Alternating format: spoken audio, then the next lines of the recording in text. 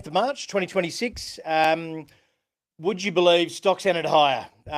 This time yesterday, there's no way anyone would have been calling that. And oil, even more so, oil actually down on the day. Got back down to 83. It's currently around the 88 mark. As Trump held one of the more entertaining, meandering and just truth-ish press conferences I've ever seen. But he declared a quick win in Iraq. I think the actual phrase was it was very complete. I don't know, or more than complete, or something like that. So essentially, we had a bit of a bounce back, really led by tech overall. Those industrials have got really hammered by obviously the fuel prices and things. The prospect of fuel prices being high, like cat, etc. Heading, and John Deere getting back higher. The software and the tech sector all continued to head higher as well. That cyber area, the market's still doing very well. HIMS, the online prescriptions people, came to a deal with Novo Nordisk overnight. They're up 43%, their largest one-day gain in history. Novo putting a few conditions on it, but overall there was that was a huge result for them, and they're going to work together. And that's really reversed 8 months of sort of really heavy legal conflict.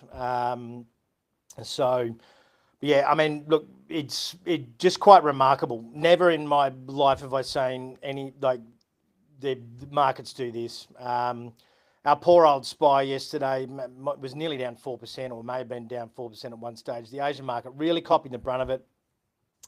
So we did get up to like nearly $118 or something in crude, and then we've come all the way back down. So you kind of almost, this market here on these bar charts is at the close of their cash. So realistically, they're just going to turn around today. So we're going to recoup all of that. The SPY's up 2% or so already. I don't think we'll go back to the levels we were prior, because I don't necessarily think that Trump, anyone actually kind of believes Trump necessarily. But as I outlined yesterday in the morning call, and you can go back and check if you like, I said, but these Monday Asian panic sessions are the single worst time to ever make a decision for your portfolio. And I said towards the end of the podcast yesterday, don't make any big decisions today. He can't afford to lose with primaries and midterms coming up. He can't afford to lose the House and the Senate, which polling is suggesting that he's going to. So he will have to make a quick announcement that is very positive in terms of a quick resolution. He cannot afford. He campaigned on reducing living costs, and as much as he said, this doesn't affect America, we've got enough gas and oil, our new partner in Venezuela. It was some of the most, one of the reasons we're a little bit late this morning is we were watching the press conference, and we're still wiping the tears from our eyes laughing at some of the statements that were made this morning. But he actually said that doing this with Iran is helping the world. Having the Strait of Hormuz back open, which it's not, but he said it is really doing China a favour. He said that he had a phone conversation with Putin, and Putin was complimenting his generals. I mean, it was just one of the more just eye-opening levels of BS I've ever seen in my life. So look, silver risk on has come back a little bit, as has copper, as has platinum. So that crude bar chart is only 23% now for 5 days, but it was at one point yesterday morning 55%. That's how far it's come back. Lithium and uranium still down on the week, but making a minor recovery. As I said, now there's a bit of a I wouldn't say the coast is clear, because Trump's saying something like that, and then it actually being true is possibly setting the market up for a false sense of security, and then another leg down, because we do need to watch whether any of the things that he said come true. Like, and I mean any of them. It was one of the most remarkable levels of meandering we've ever seen. I'm just in just general shock. But I mean, this is what happened yesterday morning. This is where we got up to the highs around that 120 mark, and we were sort of drifting back off a little. Leading into our afternoon session. So we were back to about $100 when we shut yesterday on the ASX. Then all the way back down here. So I think this is an hourly chart overall, but quite an extraordinary move. I mean, that was a blow off top if ever I've seen one. We've seen similar in silver before, which I called at the time.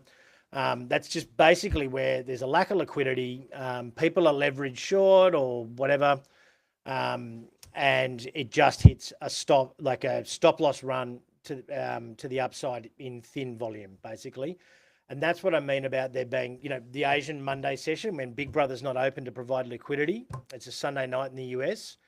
We tend to have a lot of these, and I don't know what necessarily the stats are, but I would, at a guess, definitely more than half of them end up just reversing. I would even speculate that 3/4 do just about, but very scary at the time. And the one day where it doesn't will be a very grim day if you try to fade it. But look, again, this is what we've been saying about the algos or algorithmic trading systems, computerized trading and automated trading systems, coupled with plugged into AI and sentiment, sentiment filters, etc. Means that the market moves super, super fast. And has moves that are just where there is constant records.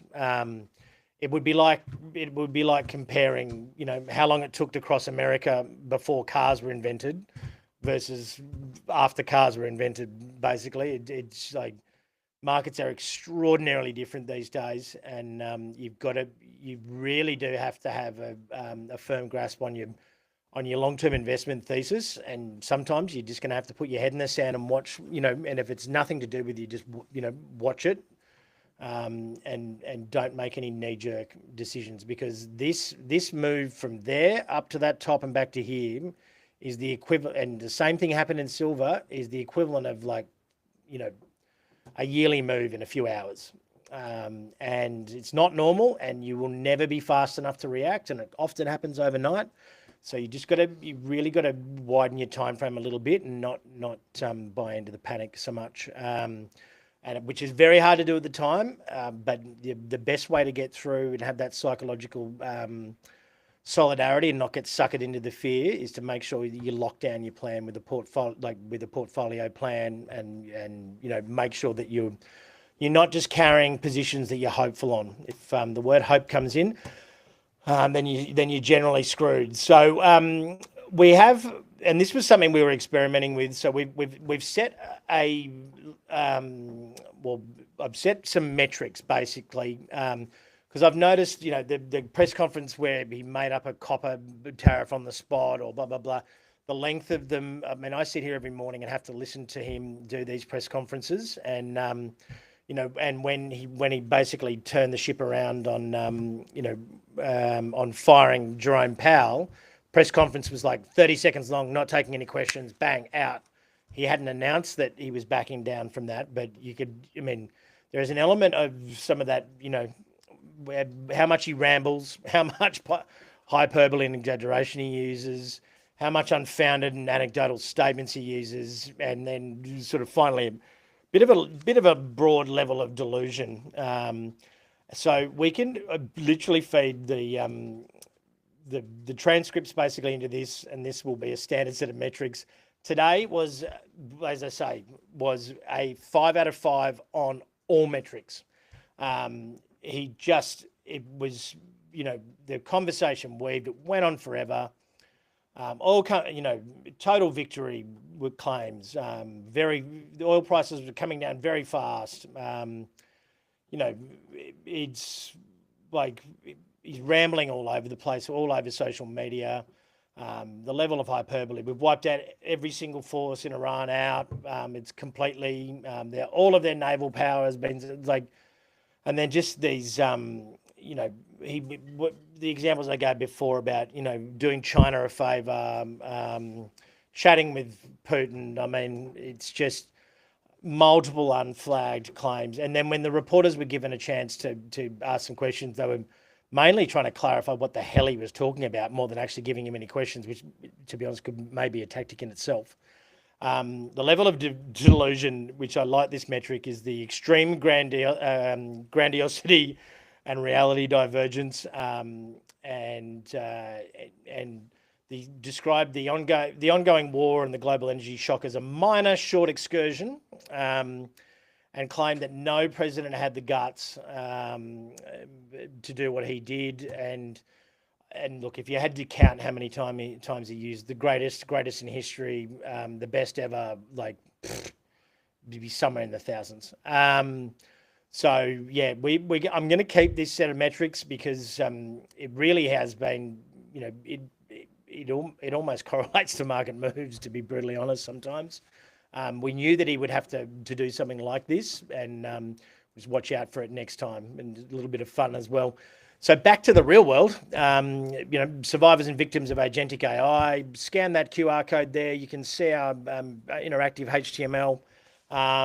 We have had an overwhelmingly positive response to the webinar. We've only got about 40 spots left, actually, which when I set the amount, I laughed and thought that we'd get nowhere near, but response has been really big.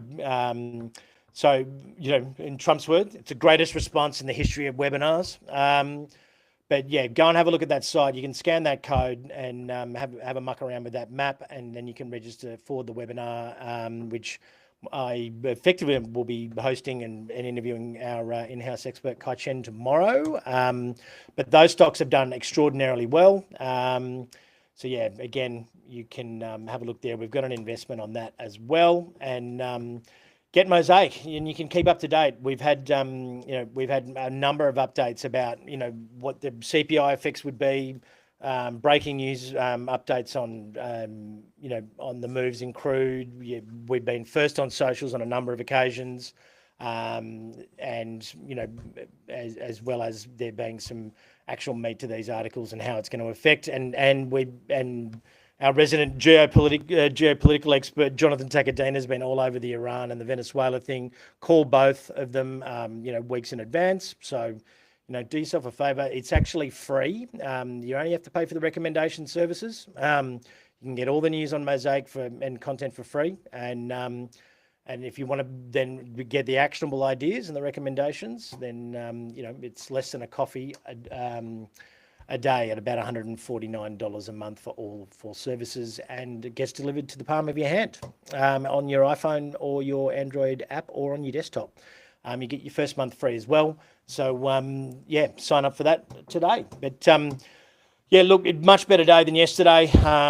If you took my advice and you didn't do anything yesterday, be thankful. Maybe it is a very good idea to that you've probably been a touch lucky if you haven't done anything, and maybe a review of the portfolio would be a very, very smart idea just in case things escalate, because as you saw with that truthiness index, he was 5 out of 5 BS this morning. So there could be more to come from this geopolitical event. So very good day to go back through and do a little bit of work on your portfolio. Have a great day, guys, and we will speak again tomorrow.